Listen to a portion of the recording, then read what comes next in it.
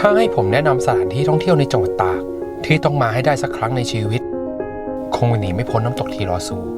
เชื่อไหมครับผมไปที่นี่ไม่ต่ำกว่า10 รอบความสวยงามความประทับใจในแต่ละครั้งมันไม่เคยซ้ำกันเลยน้ำตกทีลอซูเป็นน้ำตกที่ใหญ่ที่สุดในประเทศไทยและได้รับการยกย่องว่าเป็นหนึ่งในน้ำตกที่สวยงามและยิ่งใหญ่เป็นอันดับต้นๆของเอเชียสิ่งที่ผมประทับใจทุกครั้งที่ไปนอกจากความยิ่งใหญ่ของน้ำตกคือเสียงน้ำที่กระทบหินดังกึกก้อง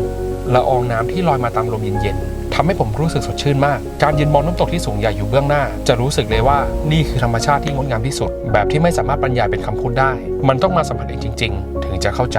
สำหรับผมน้ำตกทีลอซูเป็นเหมือนสถานที่ที่ทำให้ผมได้พักใจความสวยงามของธรรมชาติที่ทำให้ผมรู้สึกผ่อนคลายและสบายใจทุกครั้งที่มาแล้วเพื่อนๆล่ะครับมีที่ไหนในบ้านเกิดที่ประทับใจบ้างส่วนผมน้ำตกทีลอซูคือที่สุดแล้วมันคือความภูมิใจของผม